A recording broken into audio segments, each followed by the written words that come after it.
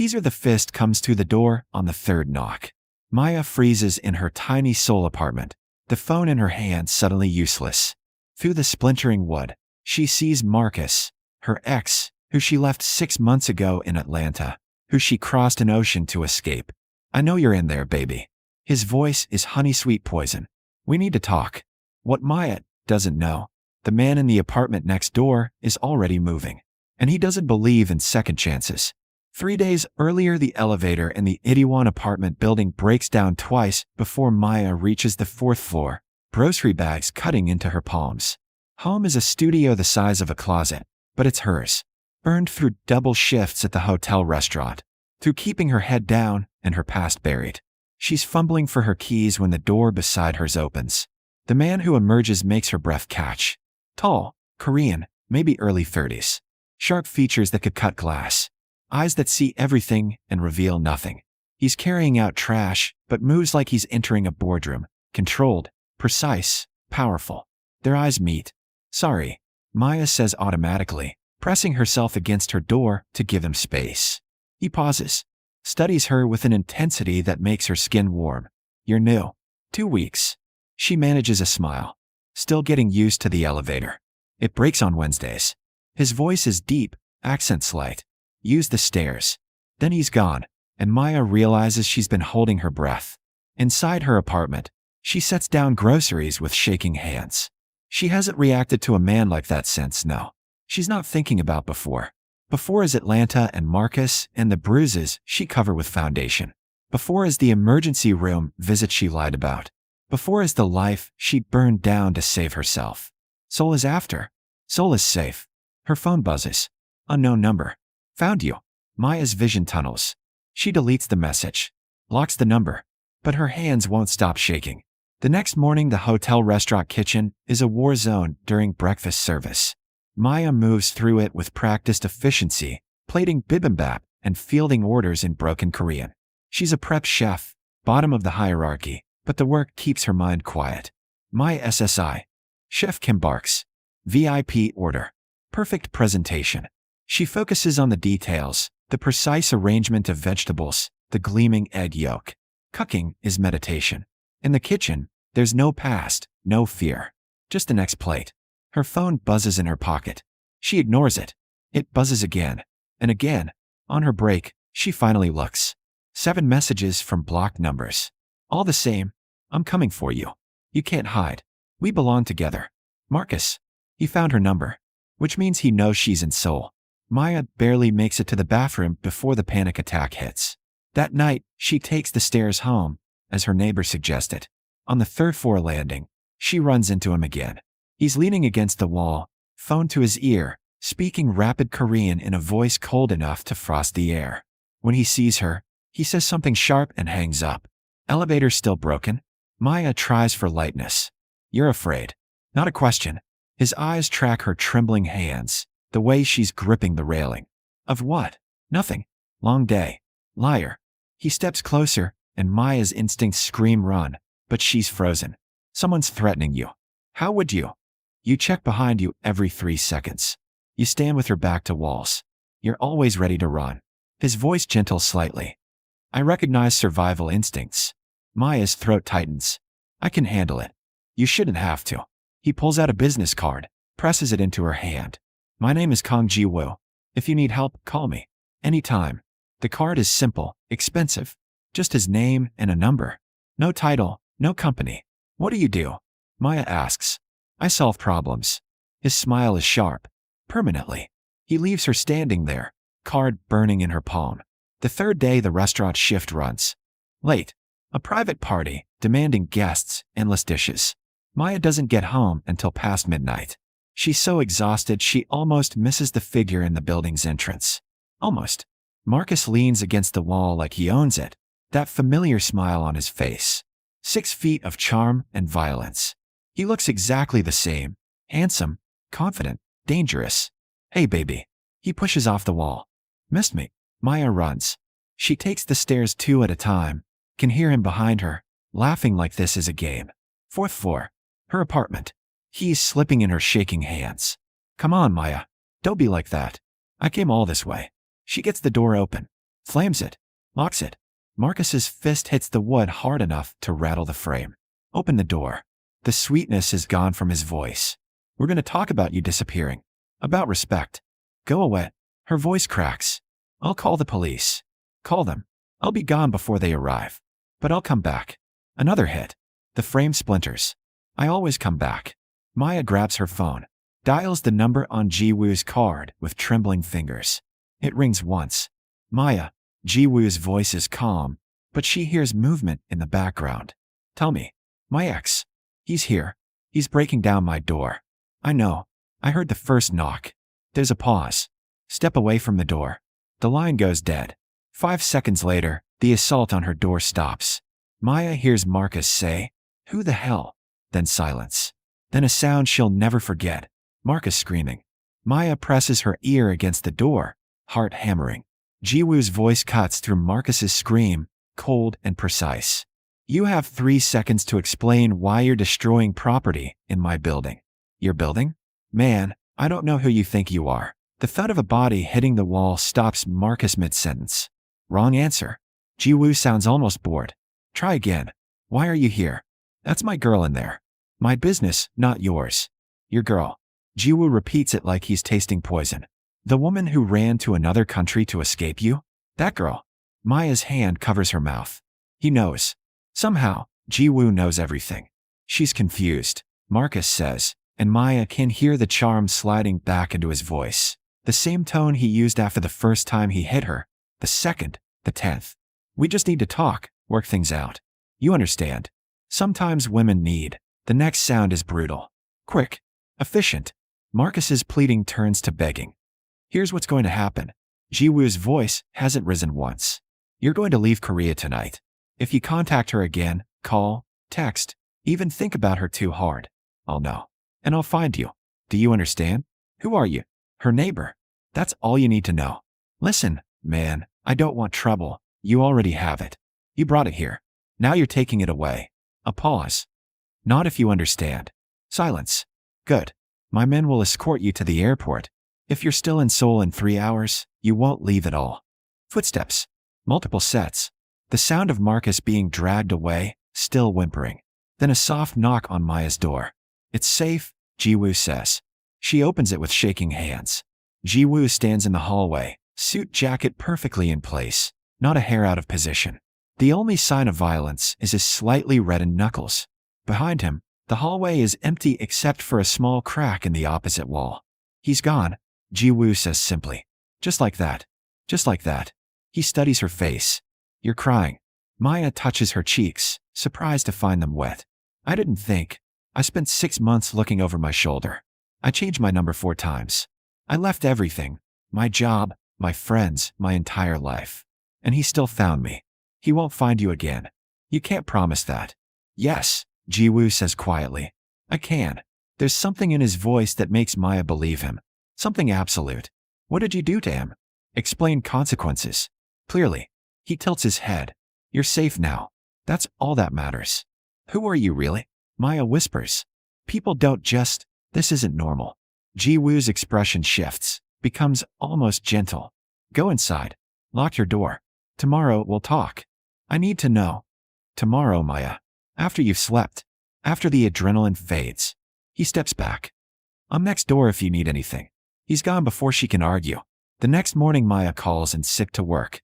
Can't stop replaying last night. Can't stop wondering what Ji-woo did, who he is, why he helped her. At noon, someone knocks. Ji-woo stands in the hallway with takeout bags. You haven't eaten. How do you? I pay attention. He holds up the bags. Kimchi jjigae. The restaurant on the corner makes it mild for foreigners. Against her better judgment, Maya lets him in. They sit on her tiny floor cushions. The apartment, so small their knees almost touch. Ji-woo dishes out the stew with surprising care, making sure her bowl has more tofu. You wanted to know who I am, he says. I run a protection network. Information, security, enforcement. Some call it organized crime. I call it necessary infrastructure. Maya sets down her spoon. You're a criminal. I'm a businessman who operates outside certain legal frameworks. He meets her eyes. I don't deal drugs. I don't traffic people. I protect those who can't protect themselves and eliminate threats to my territory. And Marcus was a threat to your territory. He was a threat to you. That made him my problem. Why? The question bursts out. You don't know me. I'm nobody. Why would you? 3 weeks ago, I came home late. Heard crying through your wall. You were on the phone with someone, maybe a friend, telling them you were fine. That soul was good. That you finally felt safe. Ji-woo's jaw tightens. Your voice said different. It said you were terrified that safe wasn't real. That it could be taken away. Maya's breath catches. I started paying attention, he continues. Saw how you walked home. Always aware, always ready to run. Heard you wake up gasping at 3 a.m. Watched you check your locks 5 times before bed. His voice drops. I know what hunted looks like. I see it every day in my world. So this is pity? This is recognition. He leans forward. My mother ran from my father when I was 12. Changed our names. Moved 6 times in 2 years. She still checked locks 5 times. Still jumped at loud noises. She never stopped looking over her shoulder. Understanding dawns. Did he find you? He tried. My uncle, my mother's brother, made sure he stopped trying. Ji-woo's expression hardens. I learned early that some threats don't respond to restraining orders or polite requests. They respond to overwhelming force. Maya processes this. What did your uncle do? What I did to Marcus. Explained consequences in terms impossible to misunderstand. They sit in silence, the stew cooling between them. I can't afford your protection, Maya finally says. Whatever this costs, you already paid. Ji-woo stands, moves to her window. You work 60-hour weeks at a job beneath your skills. You send money to your mother every month, even though you can barely afford this apartment. You learn Korean on your lunch breaks. You survived something that breaks most people. He turns. You don't owe me anything. Then why help me? The vulnerability that flashes across his face steals her breath. Because 3 weeks ago, I heard you crying and wanted to fix it. Because watching you fake being okay makes my chest hurt. Because you deserve to feel safe, really safe, and I can give you that. He pauses. And because the first time I saw you smile at the building's guard, really smile, not the polite version you give everyone else, I realized I'd do anything to see it again. Maya's heart pounds. Ji-woo. I'm not asking for anything, he says quickly. I just want you to know, you have protection now. Real protection. Marcus won't come back. No one will hurt you here. How can you be sure? Because anyone who tries answers to me. And I don't believe in mercy for people who hurt women. The certainty in his voice should scare her. Instead, for the first time in months, Maya feels the knot in her chest loosen. 2 weeks later, Maya learns Ji-woo's version of protection comes with complications. There's the building's sudden new security system. Cameras, reinforced doors, a night guard who looks like he could bench press a car. Building owner approved upgrades, Ji-woo says, not meeting her eyes. There's the fact that her morning commute now includes Ji-woo's driver. I go that direction anyway, Ji-woo claims, despite his office being nowhere near her hotel. There's the way restaurant suppliers suddenly give Chef Kim better prices when they learn Maya works there. Market fluctuation, Ji-woo insists. You're bribing people to be nice to me, Maya accuses over their now regular dinner. They're in Ji-woo's apartment this time, 3 times the size of hers, minimalist and expensive, with a view of Namsan Tower. He cooks for her now, learning recipes from YouTube videos, determined to master her favorite foods.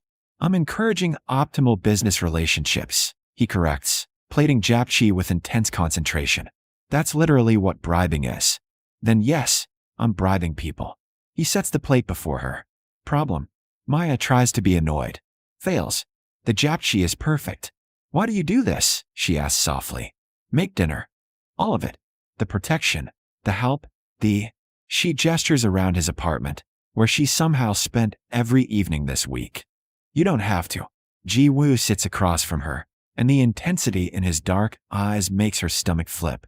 When my mother finally felt safe, really safe, it was like watching someone wake up. She laughed again, slept through the night, stopped flinching at raised voices. He reaches across the table, stops just short of touching her hand. I want that for you. I'm not your responsibility. No, you're my choice. The words hang between them, heavy with meaning. Maya's phone buzzes. She ignores it, has been ignoring it all week. The messages started 5 days ago. Different numbers, same sender. You think you're safe? That Korean bastard can't protect you. I'm coming back. She's been deleting them, not wanting to worry Ji-woo.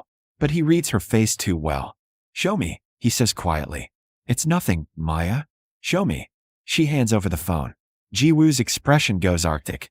He makes a call, speaking rapid Korean. Hangs up, looks at her with something like regret. I need to handle this permanently. It will be visible, public. Are you comfortable with that? What are you going to do? Make sure Marcus understands that threats have consequences. That you're not alone. That touching you means war. He stands. I'll be gone a few hours. Stay here. My men are outside. Ji-woo. He cups her face with both hands. The first time he's really touched her. His palms are warm, calloused. Trust me. Then he's gone. 3 hours later, Maya's watching Korean dramas, trying not to worry, when Ji-woo returns. He looks tired but satisfied. Is he alive? Scared. In Atlanta with 2 broken fingers and a very clear understanding of boundaries. Ji-woo sheds his jacket. He won't contact you again. I have people watching him. If he even buys a plane ticket to Asia, I'll know. You broke his fingers. He broke your door? I thought it was proportional. Ji-woo's smile is sharp. Would you prefer I'd done more? Maya should be horrified. Instead, she feels safe. Truly safe. For the first time since Marcus. Thank you, she whispers. Don't thank me for basic decency. It's not basic. It's, she struggles for words. You barely know me. You've upended your life for mine. That's not nothing. Ji-woo sits beside her on the couch, closer than usual. I know you sing while cooking, that you're learning Korean curse words from the dishwashers, that you call your mother every Sunday and lie about being happy. His voice drops. I know you're terrified of trusting people, especially men, that you think you're broken, that you believe you don't deserve softness. Maya's breath catches. You're not broken, Ji-woo continues. You're careful. That's different. And you deserve everything, softness, safety, someone who doesn't make you afraid. He turns to face her fully. I want to be that person. Not because you need protection. Because I need you to look at me the way you did in the hallway that first day. Like I was someone worth smiling at. Ji-woo. I'm not good, he interrupts. I've done things that would horrify you. I'll do worse to keep you safe. But I'm honest. And I'm yours, if you want me. Maya's heart is thundering. This is crazy. We've known each other 2 weeks. I knew in 3 days. When you helped the building's grandmother carry groceries. She tried to pay you, and you refused.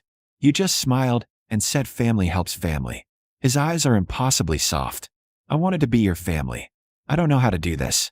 The last relationship I had wasn't a relationship. It was survival.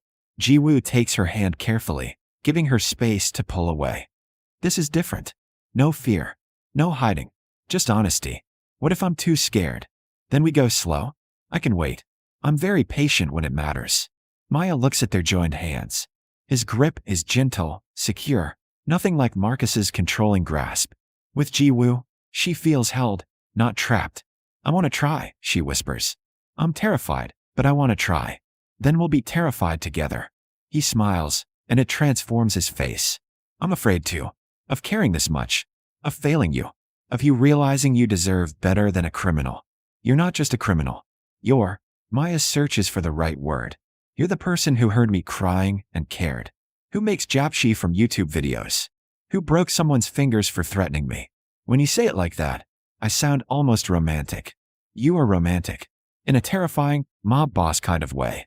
He laughs, real and warm, and Maya realizes she's never heard him laugh before. Stay tonight, he says. Just stay? Sleep in my guest room. Let me make you breakfast.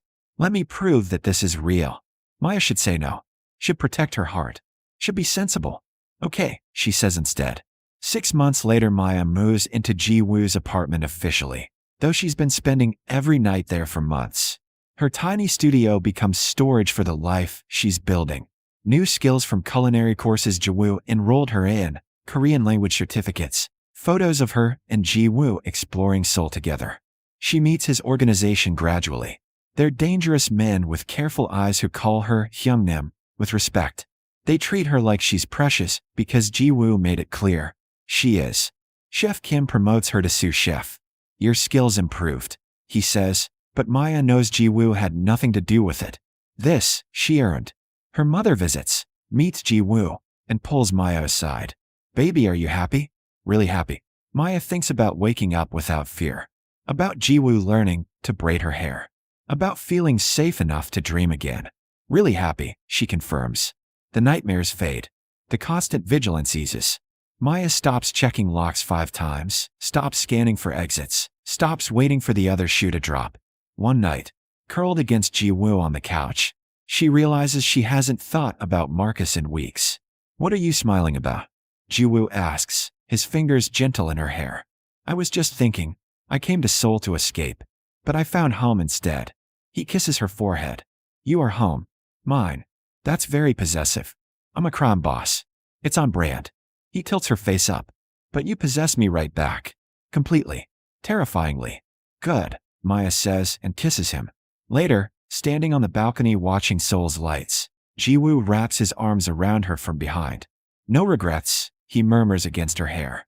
Maya leans into him, feeling safe, cherished, free. Not even one. And she means it. The girl who ran across an ocean to escape violence found something better than safety. She found someone who'd burn the world down to protect her, who learned to cook her favorite foods, who saw her fear and met it with unwavering strength. Marcus took her past. Jiwoo gave her a future. And that, Maya thinks as Jiwoo's arms tighten around her, is everything.